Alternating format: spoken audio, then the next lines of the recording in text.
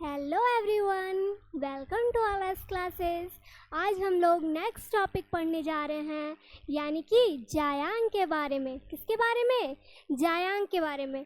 तो मैं आशा करती हूँ इतना तो आप लोग को पता चल ही गया होगा कि जायांग आखिर क्या है।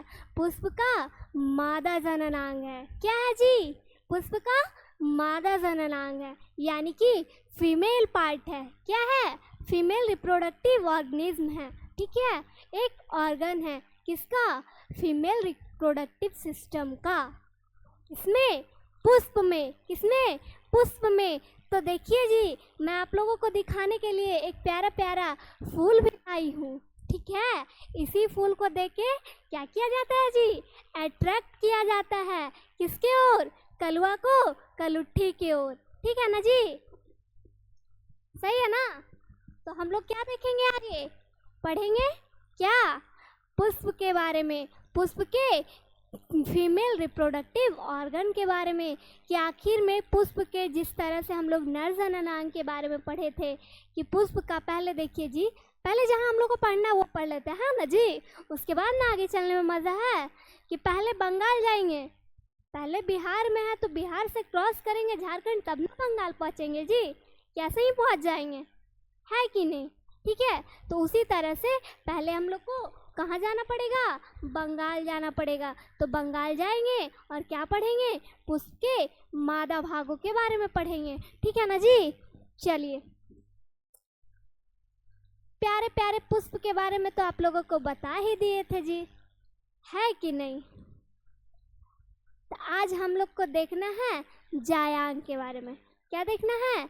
जायांग के बारे में। ठीक है, तो पहले आप लोग ये बताइए कि जायांग क्या है ना जी? कोई भी टॉपिक पढ़िएगा तो पहले आप लोग से क्या पूछा जाएगा कि जायांग है क्या, किसको कहते हैं जायांग, है कि नहीं? तो जायांग क्या है? एक पुष्प का मादा जननांग है। क्या है? मादा जननांग है। देखिए, पुष्प का मादा जननांग है। कौन है? जायांग है। कौन है? जिनोशियम है। गाइनोशियम बोलते हैं, जिनोशियम नहीं। क्या बोलते हैं? गाइनोशियम बोलते हैं। किसको? जायांग को। ठीक है, इसकी इकाई को क्या कहते हैं? स्त्री केसर कहते हैं। क्या कहते हैं? सॉरी जी, इसको क्या कहते हैं? स्त्री केसर कहते हैं। क्या कहते हैं? स्त्री केसर कहते हैं। ठीक है, और प्रत्येक स्त्री केसर के 3 भाग होते हैं। कितने भाग होते हैं? 3 भाग होते हैं। और यही भाग को तो क्लियर करने के लिए हम लोग फूल लेके आए हैं जी, है कि नहीं? ऑनलाइन वालों, ऑफलाइन वालों, दोनों का ज़बरदस्त जवाब होना चाहिए। हम लोग ज़बरदस्त पढ़ाई करेंगे और इस अब की बार 400 पार, है कि नहीं जी? बॉर्डर क्रॉस करना है ना? तो इसी भाग को क्लियर करने के लिए हम आप लोगों के सामने लाए हैं पुष्प लाए हैं। क्या लाए हैं? पुष्प लाए हैं। इतना तो आप लोग को पता चल रहा होगा जी कि ये कौन सा पुष्प है कि नहीं? देख लीजिए, एकदम लेफ्ट राइट अप डाउन एकदम पूरा देख लीजिए। बस थोड़ा बहुत तो इंटरटेनमेंट होना चाहिए जी, लाइफ में तो और कुछ है नहीं। तो देखिए क्या है, ये है पुष्प का वर्ती काग्र है। ये जो आप लोगों को छोटे छोटे दाने दिख रहे होंगे ना, वो क्या है? वर्ती काग्र है। क्या है? वर्ती काग्र है। ध्यान दीजिएगा, मैं एक बात को 4 बार रिपीट करूंगी, बट वो आप लोगों के माइंड में अच्छे से घुस जाना चाहिए। क्या होना चाहिए? घुस जाना चाहिए। जिस तरह से आजकल इंस्टाग्राम की रील वायरल हो रही है, रील माइंड में एकदम परफेक्ट सेट हो जाता है, उसी तरह से बायोलॉजी भी परफेक्ट सेट हो जाना चाहिए, है कि नहीं जी? तो ये क्या है? वर्ती काग्र है। ये जो ऊपर वाला छोटे छोटे छोटे छोटे दाने हैं, उसको क्या कहेंगे? वर्ती काग्र कहेंगे। ठीक है, और इन ये जो दाने जिन पर लगे हुए हैं, जो वृंत है, उसको हम लोग कहते हैं वर्तिका। क्या कहते हैं? वर्तिका। सबसे ऊपर वाले को कहते हैं वर्तिकाग्र और इसको कहते हैं वर्तिका। और ये जो नीचवा में रहता है जी, सबसे नीचे वाले भाग में, उसको क्या कहते हैं? अंडाशय कहते हैं। क्या कहते हैं? अंडाशय। और अंडाशय में ही क्या होता है? बताइए आप लोग। भ्रूण का निर्माण होता है, भ्रूणकोश का निर्माण होता है। ठीक है, इसको हम लोग आगे देखेंगे, है ना जी।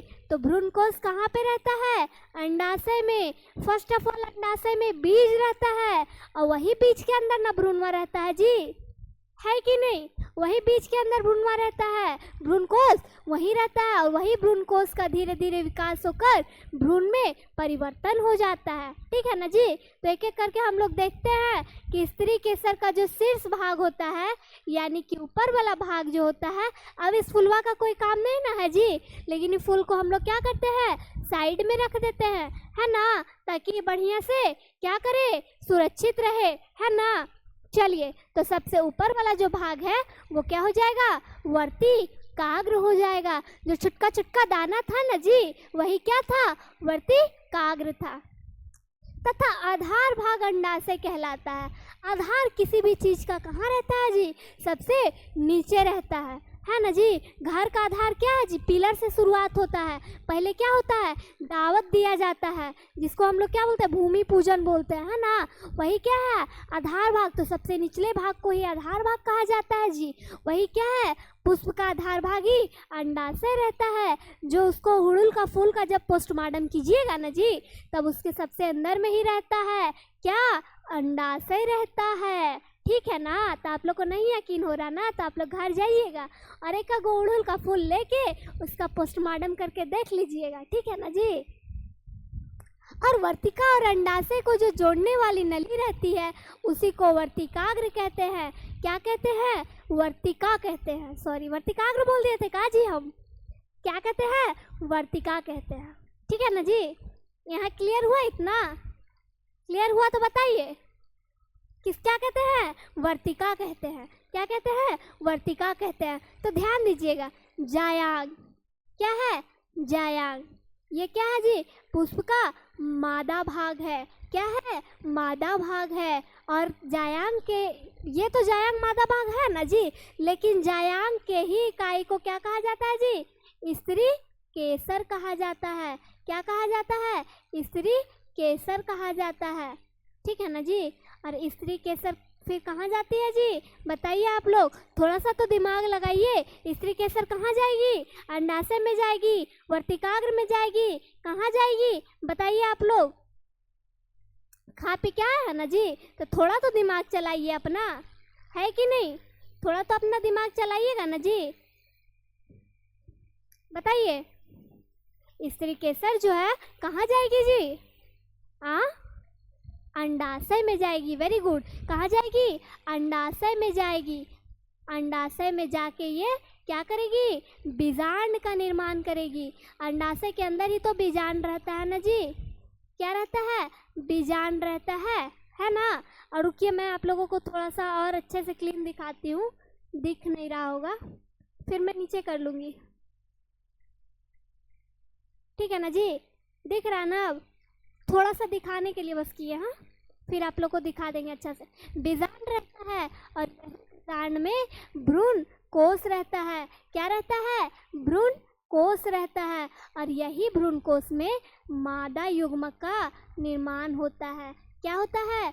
मादा युग्मक का निर्माण होता है। ये क्या था जी? पुष्प का कौन सा भाग? मादा भाग था। क्या था? मादा भाग था। और मादा भाग को ही जायांग कहते हैं। क्या कहते हैं? जायांग कहते हैं। ठीक है। इसी तरह से जो नर भाग होता है उसको क्या कहते हैं? पुमंग कहते हैं। क्या कहते हैं? पुमंग कहते हैं। और यही पुमंग के इकाई को पुंकेसर कहते हैं। क्या कहते हैं? पुंकेसर कहते हैं। और पुंकेसर कहाँ रहता है जी? जिस तरह से ये अंडाशय में था उस तरह से पुंकेसर कहाँ होगा जी? थोड़ा थोड़ा आप लोग भी दिमाग चलाइए अपना और बताइए कि पुंकेसर जो होगा वो कहाँ रहेगा? पराग कोश में रहेगा। कहाँ रहेगा? पराग कोश में रहेगा। ठीक है। और पराग कोश के अंदर क्या पाया जाता है? लघु बीजाणु धानी पाया जाता है। आप लोग को पता नहीं याद है कि नहीं, लेकिन होना तो चाहिए, है कि नहीं? लघु बीजाणु धानी रहता है। ठीक है ना जी। और यही लघु बीजाणु धानी क्या करता है? लघु बीजाणु का निर्माण करता है। क्या करता है? लघु बीजाणु का निर्माण करता है। और यही लघु बीजाणु में क्या रहता है? नर युग्मक बनता है। और इसी को हम लोग लघु बीजाणु का ही हम लोग क्या कह सकते हैं, नर युग्मकोद्भिद कह सकते हैं। क्या कह सकते हैं, नर युग्मकोद्भिद कह सकते हैं। आप लोग पहले बढ़िया से देखिएगा जी, माइंड में आप लोग सेट कीजिए, कर लीजिएगा इसको नर युग्मकोद्भिद कहते हैं। और भ्रूणकोश को ही हम लोग मादा युग्मकोद्भिद कहते हैं। क्या कहते हैं, मादा युग्मकोद्भिद कहते हैं। हम अभी हट जाएंगे जी, एकदम पूरा हट जाएंगे, आप लोग जहाँ तक कहिएगा वहाँ तक हट जाएंगे, है कि नहीं। चलिए लीजिए देखिए आप लोग, क्या है, ये पुष्प का मादा भाग है और ये क्या है, ये क्या है, नर भाग है, ठीक है। और ये मादा भाग के इकाई को स्त्री केसर कहते हैं। स्त्री केसर अंडाशय में रहता है, अंडाशय में ही बीजांड स्थित रहता है और बीजांड में ही भ्रूणकोश उपस्थित रहता है और यही ना भ्रूण का निर्माण होता है जी। और भ्रूणकोश में ही क्या रहता है जी, नर युग्म मादा युग्मक रहता है। और इसी तरह से पुष्प का जो नर भाग है उसको पुंमंग कहा जाता है और पुंमंग के इकाई को पुंकेसर कहा जाता है। और पुंकेसर कहाँ रहता है, परागकोश में स्थित रहता है और परागकोश में लघु बीजाणुधानी होती है। जो इस तरह का संरचना पढ़े थे ना जी, है कि नहीं। और उसी में लघु बीजा परागकोश हो गया। पहले देखिए, ये पुष्प का क्या है, नर भाग है और ये जब परागकोश को काटा जाता है तो वो क्या होता है, द्विकुंडलित संरचना में विभाजित हो जाता है और सबके अंदर लघु बीजाणुधानी पाया जाता है। और यही लघु बीजाणुधानी में क्या रहता है, लघु बीजाणु रहता है। और इसका कितने परत होते हैं, 3 परत होते हैं, 1 2 4 परत होते हैं, 1 2 3। और यहाँ पे ऐसे ऐसे ऐसे ऐसे करके देखिए, ये हो गया आपका 1 परत, ये हो गया आपका 2 परत, उसी तरह से 3 परत और उसके बाद चौथा वाला यहाँ रहता है। एक को बोलते हैं, बाहर वाला को क्या बोलते हैं, बाह्य परत, फिर अंतः परत। देखिए नाम लिख दे रहे हैं हम यहाँ, क्या कहते हैं, बाह्य परत। क्या कहते हैं, बाह्य परत। फिर अंतः परत, क्या कहते हैं, अंतः परत। कहाँ चल गया जी, ये लगता है हैंग करता है जी बोर्डवा, देख देख के आप लोग को। क्या रहता है, अंतः परत। अंतः परत के बाद क्या रहता है, मध्य परत। क्या रहता है, मध्य परत। टेंशन नहीं लीजिएगा, कॉपिया में बना हुआ है फिगरवा। यहाँ पे तो थोड़ा बहुत बिजी बिजी लग रहा होगा आप लोग को, जिग जैग है ना जी, जिग जैग लग रहा होगा, लेकिन बना हुआ है कॉपी में। देखिए जी, आप लोग को देख के बोर्डवा हैंग कर रहा है ना जी, यहाँ पे ता लिखा ही नहीं रहा है। तो आप लोग तो इतना होशियार है ही, लिख ही लीजिएगा ता, है ना। ऐसे तो कॉपिया में लिखा हुआ है, ये है नोट्सवा में, पीडीएफ में, है कि नहीं। चलिए अब हम आप लोग को क्या कर रहे हैं, समझा दे रहे हैं थोड़ा सा कि यही जो देखिए मादा युग्मक और नर युग्मक को क्या करना रहता है, मिलना रहता है। क्या रहता है, मिलना रहता है। मिलने कौन जाता है, बताइए आप लोग। कहते हैं ना जी, ये वाला संगीत सुने हैं, लेके बारात घर तेरे आऊंगा मैं। कौन जाता है, लड़के वाले जाते हैं। कहाँ जाते हैं, लड़की वालों के घर जाते हैं, है ना जी। आते हैं ना जी, हाथी घोड़ा बैंड बराती सबके साथ लेके जाती। कौन, सबको साथ लेके जाते, हम है बारात वाले, लड़कों वाले में से, ठीक है। तो ये जो नर युग्मकवा है वो जाता है मादा युग्मक से मिलने के लिए। कहाँ जाता है, मादा युग्मक से मिलने के लिए, ठीक है ना। और जब दोनों मिल जाता है तभी तो जाके एक छुटका बचवा का निर्माण होता है, जिसको हम लोग भ्रूण कहते हैं। क्या कहते हैं, भ्रूण कहते हैं। ये हम लोग का क्या था जी, जायांग का भाग कंप्लीट हुआ। और यही भ्रूण कैसे कैसे जाके निर्माण होता है, यही तो हम लोग को पढ़ना है ना जी आगे में। तो आइए हम लोग देखते हैं। अब थोड़ा सा सेटअप ठीक कर लेते हैं, तब ना आप लोग को समझ में आएगा जी, है कि नहीं जी। आप लोग को समझ में आना ना चाहिए जी। चलिए अब ठीक है ना जी, ये वाला चीज़वा को आप लोग नोट कर लीजिएगा बढ़िया से समझने के लिए, है कि नहीं। चलिए अब आगे हम लोग जाते हैं कहाँ, बीजांड पे आते हैं। कहाँ आएंगे, बीजांड पे आएंगे। कि आखिरकार बीजांड में ही तो क्या होता है जी, बीजांड में ही तो भ्रूण रहता है, भ्रूणकोश। और वही भ्रूणकोश का भ्रूण में परिवर्तन हो जाता है, होता है ना जी। चलिए तो देखते हैं ये क्या है जी। इसमें देखिए वो उल्लू बैठल है जी, दिख रहा है जी आप लोग को, आप लोग का आँख का रोशनी ठीक है जी। कि जूम आउट करके दिखाते हैं? रुकिए तो दिखाते हैं आप लोग को। क्या आप लोग को उलुइया दिख रहा है कि नहीं दिख रहा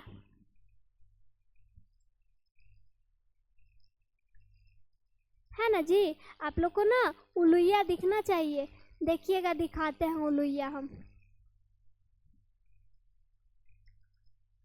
आप लोग भी तो उल्लू के ही प्रजाति का ना है जी, तो आप लोग को उल्लू दिखना ना चाहिए जी। हाँ, दिखना चाहिए ना। देखिए, यही है उल्लू। उल्लू बीच में दिख रहा ना जी, आंखवा खोल के बैठा है जी। आप ही लोग को लगता देख रहा है कि अरे ये लगता है हमारे ही प्रजाति का ही सब बैठा हुआ है यहाँ पे, है कि नहीं जी? आप ही लोग को देख रहा है लगता आँख खोल के कि हमारे ही प्रजाति के लोग बैठे हुए हैं, है ना? चलिए अब हम लोग बारी बारी से पढ़ते हैं, है कि नहीं? चलिए, अब देखना भी तो है ना जी, अब तो दिखा ही ना दिए।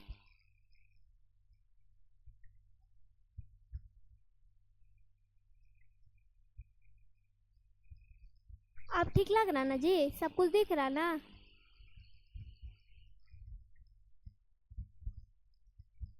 हाँ, अब ठीक है ना जी?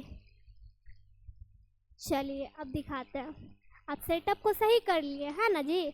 थोड़ा सा हो जाता आप लोग का जिद्दी वाला बात मानने के लिए। उनको उल्लू देखना था कि मैम हमारा ही प्रजाति का है ये जीव, अच्छा से थोड़ा दिखाइए ना, हमको भी देखना चाहिए। उनको भी देखने का मन कर रहा था तो वो भी देख लिए आप लोगों को कि हमारे ही प्रजाति के लोग बैठे हुए हैं, है ना जी? चलिए तो उल्लू वाले संरचना को देखते हैं, ठीक है ना? देखिए, यही जो सब लिखा हुआ है ना पॉइंट, यही फिगर के बारे में लिखा होता है। हम अभी आप लोग को फिगरवा से बता दे रहे हैं, फिर पॉइंट बाई पॉइंट बता देंगे, है कि नहीं? तो देखिए, पहले ये जो रहता है ना जी, बिजांड वृंत। सबसे वृंत मतलब क्या होता है जी? वृंत मतलब होता है डंठल। क्या होता है जी? डंठल। जो फुलवा में डंटिया लगल रहता है जी, जिसको पकड़ के घुटने पर बैठा जाता है ना जी? बैठा जाता है ना, तो वही वृंत मतलब क्या होता है? डंठल होता है। क्या होता है? डंठल होता है, ठीक है?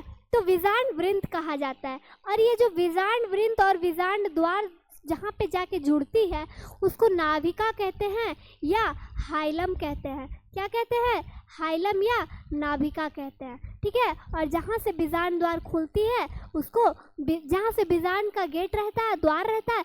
द्वार मतलब क्या होता है जी? सीधा सीधा बोलिए ना, दुआरी। दुआरी क्या होता है जी? गेटवे को ना बोला जाता दुआरी, तो वही है द्वार। हम लोग बायोलॉजी ना पढ़ रहे जी, तो थोड़ा सा शुद्ध भाषा में पढ़ेंगे। तो क्या है? द्वार। तो जहाँ पे बीजांड का दुआरिया रहता है ना, उसी को बीजांड द्वार कहते हैं। क्या कहते हैं? बीजांड द्वार कहते हैं, ठीक है? और ये सब है, अभी अपना अपना देखते हैं कि करके क्या क्या है। साथ में पॉइंटवा को भी देख लेते हैं, साथ में फिगरवा को भी समझ जाएंगे।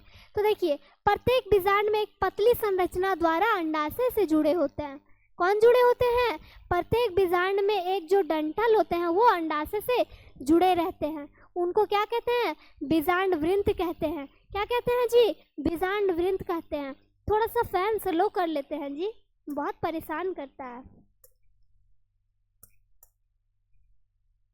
नहीं जी, ठीक है, तो चल रहा था लगता है। हाँ जी, ठीक है, चल रहा था। चलिए देखिए, उसको क्या करते हैं जी? जो अंडाशय से जुड़ा हुआ रहता है उसको हम लोग बीजांड वृंत कहते हैं। वृंत का मतलब क्या होता है? डंठल होता है। क्या होता है? डंठल होता है। बीजांड एक या दो आवरणों द्वारा घिरे होते हैं। एक होता है बाह्य आवरण, एक होता है अंतः आवरण। बीजांड में कितने आवरण पाए जाते हैं? दो, बाह्य अध्यावरण और अंतः अध्यावरण। अभी हम लोग देखेंगे, ठीक है ना जी? बाहरी आवरण को बाह्य अध्यावरण कहते हैं, यानी कि आउटर इंटेग्यूमेंट कहते हैं। और अंदर वाले को क्या कहेंगे जी? अंतः अध्यावरण कहेंगे, इनर इंटेग्यूमेंट कहते हैं। क्या कहते हैं? इनर इंटेग्यूमेंट कहते हैं, ठीक है ना जी? यहाँ तक क्लियर है ना? अब चलिए आगे देखते हैं। यही जो अध्यावरण होगा जी, देखिए ना, यहाँ पे बाहर वाले को बाह्य और अंदर वाले को अंतः अध्यावरण कहेंगे। बीजांड में कुल दो आवरण पाए जाते हैं, ठीक है ना जी? चलिए एक एक करके आप लोगों को दिखाते हैं। अध्यावरण बीजांड में एक स्थान पर अपूर्ण रहते हैं। क्या रहते हैं? अपूर्ण रहते हैं। जहाँ पे वो जाके खुलता है ना, अध्यावरण जहाँ पे खुलता है उसी को बीजांड द्वार यानी कि माइक्रोपाइल कहा जाता है। क्या कहा जाता है? माइक्रोपाइल कहा जाता है, ठीक है? और बीजांड का वह भाग, ध्यान दीजिएगा, कौन भाग? वह भाग जहाँ से अध्यावरण निकलता है। कहाँ से निकलता है? निभाग से निकलता है, उसको चैलजा कहते हैं, जो हमेशा बीजांड द्वार के विपरीत दिशा में रहता है। हम तुमसे बिल्कुल अलग हैं, तुम नीचे रहोगे तो हम ऊपर रहेंगे। बीजांड द्वार अगर नीचे रहेगा तो निभाग कहाँ रहेगा? ऊपर रहेगा। अभी देखिए दिखाते हैं। बीजांड द्वार बिल्कुल निचुआ में स्थित रहेगा। कहाँ रहेगा? बिल्कुल निचुआ में स्थित रहेगा। तो वहीं जाके निभाग जो रहेगा वो उसके बिल्कुल विपरीत रहेगा, ऊपर में जाके स्थित रहेगा। कौन? निभाग, है ना जी। यही पॉइंट बस लिखा हुआ है, बस इसी को तो समझना है। निभाग कहाँ रहेगा? बीजांड द्वार के बिल्कुल विपरीत दिशा में स्थित रहेगा। और बीजांड के अंदर क्या पाया जाता है? मृदुत्तक कोशिका पाया जाता है। क्या पाया जाता है? मृदुत्तक कोशिका पाया जाता है, जिसे हम लोग बीजांड काय कहते हैं। सीधा सीधा ध्यान रखिएगा, बीजांड में एक लिक्विड पदार्थ पाया जाता है, जिसी को हम लोग बीजांड काय कहते हैं। क्या कहते हैं? बीजांड काय कहते हैं। ठीक है ना। ये भी दिखा दे जी, देखिए, देख ही लीजिए। ये जो आप लोग को दिख रहा है ना जी, ये जो दिख रहा है उल्लू के साथ जो बैठल है, छुटका छुटका गोलका गोलका, वही क्या है? बीजांड काय है, यानी कि बीज में पाया जाने वाला, बीजांड में पाया जाने वाला एक तरल पदार्थ है। क्या है? एक तरल पदार्थ है। ठीक है ना जी। समझ में एकदम धड़ाधड़ आना चाहिए, धक्का धक, है ना जी। नीतीश जी का ये डायलॉग हुआ था, एक बार दिए थे, है ना। हाँ, सबके चैलेंज किए थे ना जी चुनाव से पहले, सबके अकाउंट में 10,000 रुपये जाएंगे, धक्का धक। उसी तरह से धक्का धक समझ में आना चाहिए। ठीक है, चलिए नेक्स्ट है, बीजांड काय के मध्य में क्या होता है? एक थैली नुमा संरचना होती है। अभी बताए थे कि बीजांड के अंदर ही भ्रूणकोश रहता है, और वही भ्रूणकोश धीरे धीरे भ्रूण में परिवर्तित हो जाता है। क्या हो जाता है? भ्रूण में परिवर्तित हो जाता है। आप लोग को नीचे वाला लाइनवा नहीं दिख रहा होगा जी, अब दिख रहा होगा, है ना जी। अब दिख रहा ना। तो वही बीजांड काय के मध्य में एक थैलीनुमा संरचना होती है, जिसे एम्ब्रायोशैक कहते हैं, भ्रूण कोष कहते हैं। क्या कहते हैं? भ्रूण कोष कहते हैं। आप लोग सारा पॉइंट को याद कीजिएगा जी, फिगर के माध्यम से। कहाँ पे क्या है? देखिए भ्रूण कोष आप लोग को दिखा दे रहे हैं। कहाँ पे है जी भ्रूण कोष? ये है भ्रूण कोष। कहाँ देखिए कॉपी हो जाता है जी, बार बार ड्रॉ वाला लेना पड़ता है। ठीक है, तो ये क्या है? भ्रूण कोष है, जो कहाँ रहता है? बीजांड के मध्य में स्थित रहता है। उसको क्या कहते हैं? भ्रूण कोष कहते हैं। ठीक है ना जी। और भ्रूण कोष में कितनी कोशिकाएं पाई जाती है? 3 कोशिकाएं पाई जाती है। कितनी कोशिकाएं? 3 कोशिकाएं, जो निभाग की तरफ रहती है, यानी कि ऊपर की तरफ से रहती है, उसको प्रतिमुख कोशिका यानी कि एंटीपॉडल सेल्स कहते हैं। क्या कहते हैं? एंटीपॉडल सेल्स कहते हैं। देखिए यही जो 3 गो कोशिका है ना जी, प्रति ध्रुवी कोशिका। ठीक है, ये कहाँ रहेगा? ऊपर की ओर रहेगा, निभाग की ओर रहेगा। प्रति ध्रुवी कोशिका कहेंगे, या फिर प्रति मुख कोशिका कहेंगे। भ्रूण कोष के मध्य में 2 कोशिकाएं रहती है। कितनी? भ्रूण कोष के अभी बताएंगे जी कैसे कैसे विभाजन होते जाता है, और उसके बाद 2 से 4, 4 से 8, लास्ट में जाके कितना बचता सब बताएंगे, टेंशन नहीं लीजिए। अभी भ्रूण कोष के मध्य में 2 कोशिकाएं पाई जाती है, जिसे द्वितीयक केंद्रक कहते हैं। क्या कहते हैं? द्वितीय केंद्रक या ध्रुवीय कोशिका कहते हैं। ठीक है ना जी। और 3 कोशिकाएं जिस तरह से निभाग की तरफ थी, उसी तरह से कहाँ रहती है जी? बीजांड द्वार की ओर स्थित रहती है। कहाँ रहती है? बीजांड द्वार की ओर स्थित रहती है, जिनमें से मध्य कोशिका को अंड कोशिका यानी कि एग सेल, और अगल बगल की कोशिकाएं जो रहती है वो सहायक कोशिका कहा जाता है। देखिए जी, अगर आप 3 लड़की चल रहे हैं ग्रुप में, या फिर मान लीजिए कि 3 ही ले लीजिए, है ना जी, 3 ही को करना बात हो रहा है जी। तो महात्मा गांधी का 3 बंदर, ठीक है, 3 गो लड़की मान लीजिए कि ग्रुप में चल रही है। अब बिचुआ वाली को कोई लड़की को कोई लड़का अगर पीछे से घूरता है, ठीक है ना, तो लड़कियां का भी ध्यान कहाँ रहेगा? उसी लड़का पर रहेगा कि अरे वो हमको घूर रहा था, लेकिन वो अपने नहीं देखेगी। काहे नहीं देखेगी? कि उसका ईगो हर्ट हो जाएगा। क्या हो जाएगा? ईगो हर्ट हो जाएगा। अपनी सहेलिया को कहेगी, क्या कहेगी? अरे देखो ना रे, अरे देखो ना रे पीछे कि वो हमको देख रहा है कि नहीं रे, अरे देखो ना रे। क्या कहेगी? अपना सहेली को कहेगी, अरे देखो ना रे, हमको देखता है वो कि नहीं रे, चला गया क्या रे? पूछती है किससे? अपनी सहेली से। तो उसका सहायक का काम करती है, वो भी पीछे मुड़ेगी और देखेगी और कहेगी, हाँ रे, तुम्ही को देख रहा है, तुम्हारे ही पीछे आ रहा है कि नहीं? ये क्या करेगी?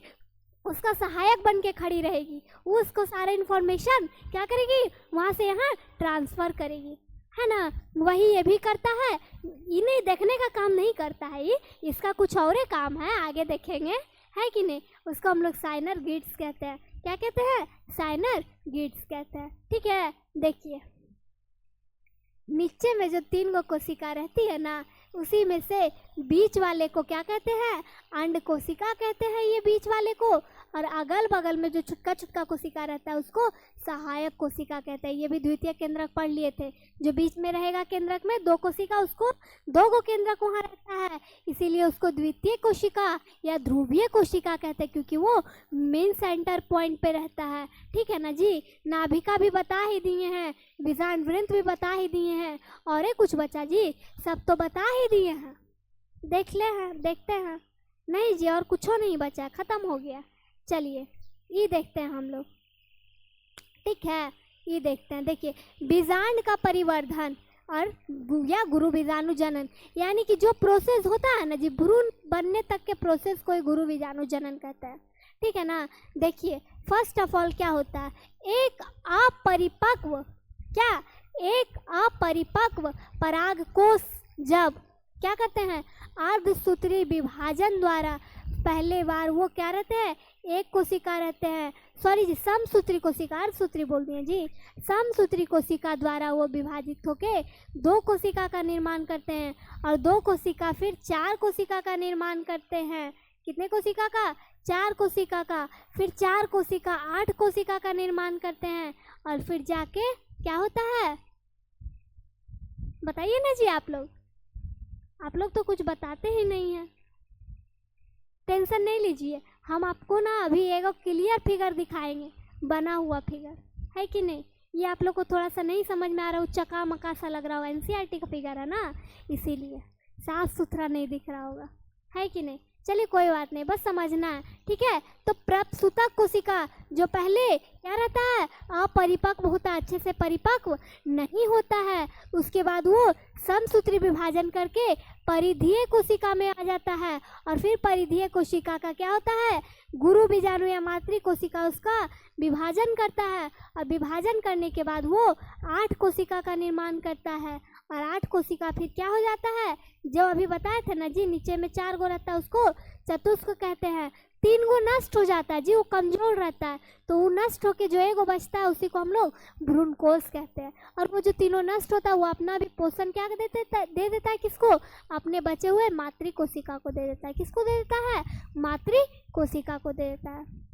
देखिए जी, एक बार हम रिपीट करते हैं, एक एक लाइन को एक एक बार रिपीट करेंगे आप लोग के साथ, और करना आप लोग को भी है। ठीक है, करना आप लोग को भी है। प्रत्येक बीजांड में एक पतली संरचना पाई जाती है। क्या पाई जाती है? संरचना, जो अंडाशय से जुड़ी रहती है। वो क्या है? बीजांड वृंत है। क्या है? बीजांड वृंत है। बीजांड 1 या 2 आवरणों द्वारा घिरे रहते हैं। कितने आवरण? बीजांड में 2 आवरण रहते हैं, एक बाह्य अध्यावरण और एक अंत अध्यावरण। ठीक है, चलिए नेक्स्ट देखते हैं जी। अध्यावरण बीजांड में एक स्थान पर अपूर्ण होता है, यानी कि जहाँ से वो खुलता है, जहाँ उसका गेट होता है, उसको बीजांड द्वार कहते हैं। क्या कहते हैं? बीजांड द्वार कहते हैं, जहाँ उसका खुलने का स्थान होता है। ठीक है ना जी? चलिए नेक्स्ट, बीजांड का वह भाग जहाँ से अध्यावरण निकलता है, जहाँ से अध्यावरण निकलता है, ठीक है, जो पूर्ण रूप से खुला रहे वो बीजांड द्वार होता है, और जो अर्ध पूर्ण रूपेण खुला रहे वो निभाग रहता है।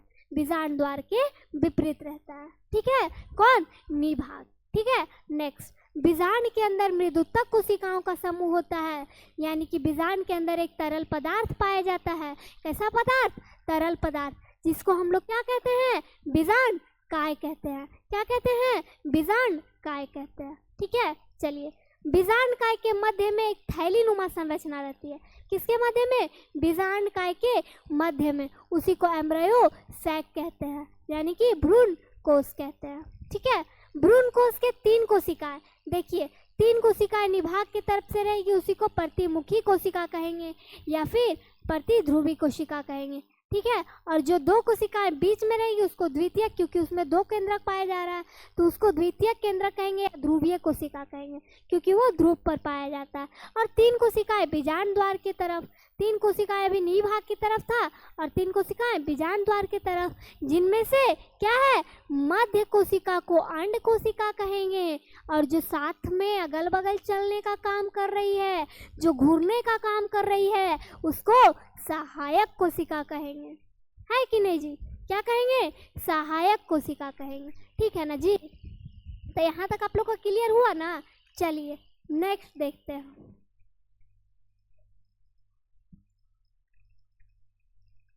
देखिए वही जो फिगर पढ़ रहे थे ना जी, उसी का पॉइंट है। जो अभी एनसीईआरटी वाला जिगजैगवा वाला फिगर पढ़े थे, वही क्या? उसी का पॉइंट है। बीजांड तथा भ्रूण कोश की परिवर्धन की प्रक्रिया को ही क्या कहते हैं? गुरु बीजाणु जनन कहते हैं। यानी कि बीजांड से लेकर भ्रूण कोश के बनने तक की सभी संपूर्ण प्रक्रिया को गुरु बीजाणु जनन कहते हैं। क्या कहते हैं? गुरु बीजाणु जनन कहते हैं। बीजांडकाय में से एक अधस्तरीय कोशिका आकार में बड़ी होती है, यानी कि जो कोशिका बड़ी हो, उससे अलग हो, जिनका केंद्रक क्या हो? बड़ा हो, जिनका कोशिका द्रव्य गाढ़ा हो, उस कोशिका को हम लोग प्रपशु कोशिका कहते हैं। इसका कोशिका द्रव्य गाढ़ा तथा केंद्रक बड़ा हो जाता है, यानी कि वह अधस्तरीय कोशिका से बिल्कुल अलग हो जाता है, उसको हम लोग प्रपशु कोशिका कहते हैं। ये भी 2 भागों में विभाजित होता है। आइए आगे देखते हैं। प्रपशु कोशिका में समसूत्री विभाजन होता है। कौन सा विभाजन होता है? समसूत्री विभाजन होता है, जिससे बाहर की तरफ एक प्राथमिक भित्ति कोशिका रहती है, जिसको हम लोग क्या कहते हैं? पेन कहते हैं। क्या कहते हैं? पेन कहते हैं। पेन का फुल फॉर्म आप लोग को बताए थे, लेकिन आप लोग को कुछ नहीं याद रहता है। क्या नहीं रहता है? कुछ नहीं याद रहता है, लेकिन कोई बात नहीं, है कि नहीं जी? नहीं याद रहेगा तो कोई दिक्कत है जी? एग्जाम में नंबर कम आएगा, है कि नहीं? और तो कोई दिक्कत है नहीं। क्या और कोई दिक्कत है जी? काहेला दिक्कत होगा? नंबरवा कम आएगा, और तो कोई दिक्कत है नहीं। ठीक है, चलिए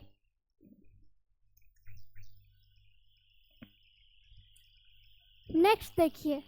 क्या बता रहे थे जी? प्रपशु कोशिका में समसूत्री विभाजन होता है, जिससे बाहर की तरफ प्राथमिक भित्ति कोशिका का यानी कि जब प्रपशु कोशिका में समसूत्री विभाजन हो जाता है, उसके बाद किसका निर्माण होता है? प्राथमिक भित्ति कोशिका का निर्माण होता है। प्राइमरी एम्ब्रायो सेल का निर्माण होता है, न्यूक्लियस का निर्माण होता है, ये, और उसके बाद तथा भीतर की तरफ बीजाणु जनन कोशिका का बाहर की तरफ प्राथमिक भित्ति कोशिका और भीतर की तरफ बीजाणु जनन कोशिका का निर्माण होता है। ठीक है ना जी? गुरु बीजाणु मातृ कोशिका में अर्धसूत्री विभाजन होता है। कौन सा विभाजन होता है? अर्धसूत्री विभाजन होता है। अब आप लोग ये सोचिए कि जो समसूत्री विभाजन है, कहीं पे अर्धसूत्री विभाजन है, तो ये कैसे हो सकता है? तो समसूत्री विभाजन जो है कायिक कोशिका में होती है, और अर्धसूत्री विभाजन जो है जनन कोशिका में होती है। कौन कोशिका में होती है? जनन कोशिका में। और जो समसूत्री विभाजन है वो किस में होती है? बताइए। कायिक कोशिका में होती है। ठीक है ना जी? अगर पूछ दे कि समसूत्री विभाजन और अर्धसूत्री विभाजन में क्या अंतर है, तो क्या होगा? बताइए। ऐसे लिखेंगे, समसूत्री विभाजन कायिक कोशिका में होती है, अर्धसूत्री कोशिका जनन कोशिका में होती है। समसूत्री विभाजन द्वारा 2 संतति का उत्पन्न होता है, अर्धसूत्री विभाजन के द्वारा 4 संतति का उत्पन्न होता है। एक आगो आप लोग भी बताइए जी, सब हम ही से पूछ लीजिएगा, आप लोग एक भी नहीं बताइएगा। बताइए। है कि नहीं। समसूत्री में कितना कोशिका का निर्माण होगा जी। अगर दो कोशिका का निर्माण हो रहा तो विभाजन कितना का होगा, एक गो का होगा तब ना दो गो का निर्माण होगा जी। एक गो जैसे विभाजन करेगा तबे ना दो गो का होगा जी, और दो बार विभाजन करेगा तो चार गो का। तो ये किसका हो जाएगा, ये हो जाएगा समसूत्री का, ये हो जाएगा अर्धसूत्री। सम अर्ध, सम अर्ध। अब आया जी समझ में। अब आप लोग लिख दीजिएगा कि समसूत्री विभाजन में क्या होता है, बताइए। केवल दो कोशिकाएं प्राप्त होती है। क्या होती है, केवल एक कोशिका का विभाजन होता है, और विभाजन होने के बाद वो दो कोशिका का निर्माण करता है। और अर्धसूत्री कोशिका में दो कोशिका का विभाजन होता है, और विभाजन होने के बाद चार कोशिका का निर्माण करता है। समसूत्री में एक का कोशिका का विभाजन होगा तो दो का कोशिका का निर्माण होगा, और जब अर्धसूत्री में दो कोशिका का विभाजन होगा तो चार कोशिका का निर्माण होगा। हुआ ना जी। और समसूत्री कोशिका में क्या होगा, कायिक कोशिका का विभाजन होता है, और इसमें क्या होता है, जनन कोशिका होता है। किसमें, बताइए, बताइए जी, कुछ तो बताइए आप लोग।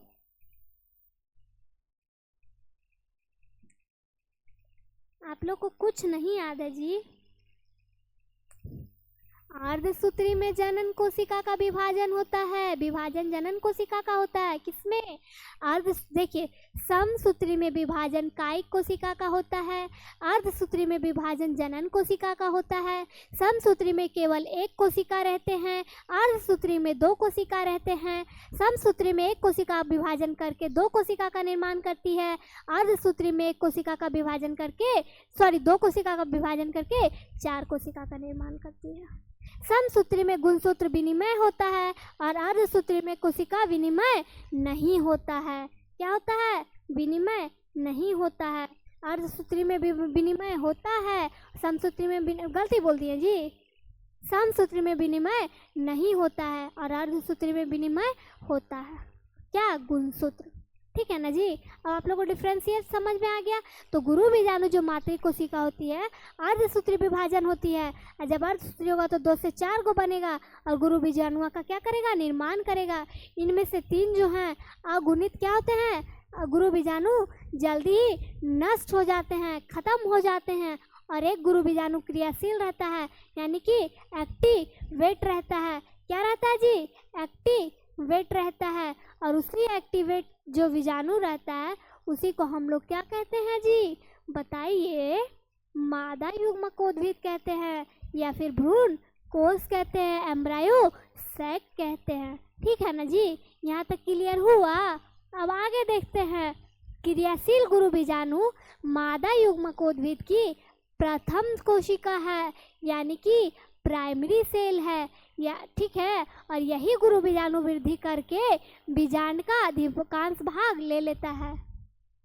वृद्धि करते करते करते करते बीजांड का भाग में आ जाता है। कौन, इतना भी नहीं समझ में आता है जी। क्रियाशील जो एक्टिव रहेगा वही ना वृद्धि करेगा जी, और एक्टिव करके बीजांड का भाग ले लेगा। ठीक है। पुनः इन केंद्रकों में समसूत्री विभाजन होता है।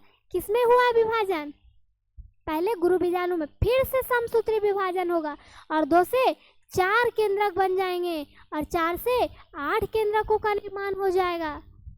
कितना, 2 से 4, 4 से 8, हम 2 हमारे गिन लो ना जी, नहीं, हम 2 हमारे 2, लिमिट होना चाहिए।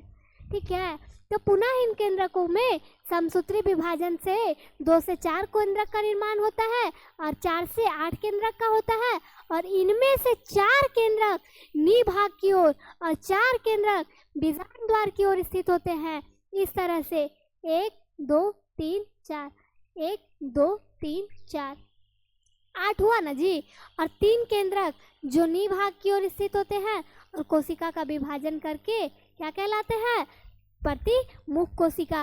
एगो यहाँ पे कट जाता है जी, और यहाँ पे 3 गो निभाग की ओर, 3 गो बीजांड द्वार की ओर, और बीचवा में 2 गो रह जाता है। सब में 1 गो केंद्रक है। ठीक है ना जी, इस तरह से।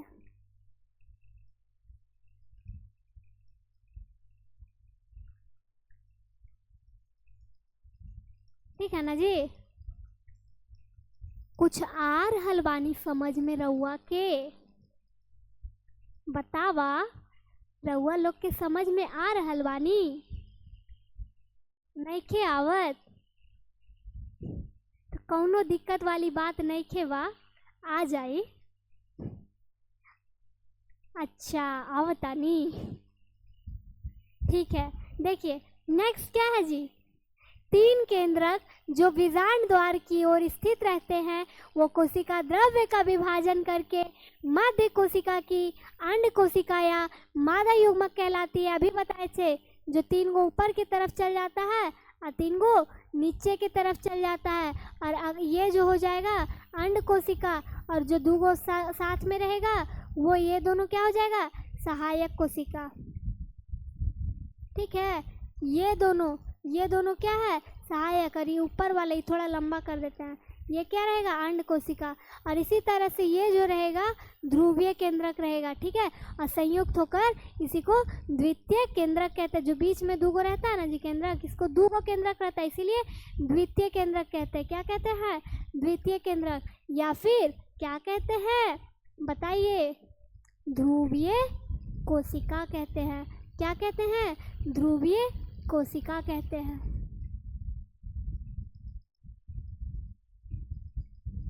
ठीक है, और वही 7 कोशिकीय और 8 केंद्रकीय होता है। कोशिका 7 होता है, केंद्रक 8 होता है। ये दोनों केंद्रक जो है एक ही कोशिका में है, तो 3 गो कोशिका नीचे, 3 गो कोशिका ऊपर, और 3 गो केंद्रक ऊपर, कितना हुआ, 3 गो कोशिका ऊपर, 3 गो नीचे और एगो बिचवा में, तो कितना हुआ, 7 गो कोशिका हो गया। और 3 गो केंद्रक यहाँ लिख देते हैं जी, 7 गो कोशिका गिने ना जी, 3 गो केंद्रक यहाँ और 2 गो केंद्रक यहाँ और 3 गो केंद्रक यहाँ, 3 2 5 3 8 गो केंद्रक रहता है। क्या रहता है, केंद्रक रहता है। तभी जाके भ्रूणकोश का निर्माण हो जाता है। क्या हो जाता है, भ्रूणकोश का निर्माण हो जाता है, और आगे फिर भ्रूणकोश क्या में होता है, भ्रूण में परिवर्तित हो जाता है। और भ्रूण में परिवर्तित होने के लिए फिर हम लोग आगे प्रक्रिया पढ़ेंगे, परागन पढ़ेंगे, उसका माध्यम पढ़ेंगे। तो आप लोग थोड़ा सा रीड करके आइएगा। अगला क्लास में हम आप लोग से क्या पढ़ाएंगे, परागन पढ़ाएंगे। तब तक के लिए आप लोग समझदार हैं, घर जाइए और परागन पढ़िए और पिछले टॉपिक को रिवीजन कीजिए। तब तक के लिए धन्यवाद। फिर मिलेंगे अगले क्लास में। क्लास जिनको पसंद आए एकदम फटाफट लाइक शेयर सब्सक्राइब करना है, ताकि सारे बच्चों की अब की बार 400 पार की टारगेट होनी चाहिए। ठीक है जी, चलिए धन्यवाद। फिर मिलते हैं नेक्स्ट क्लास में।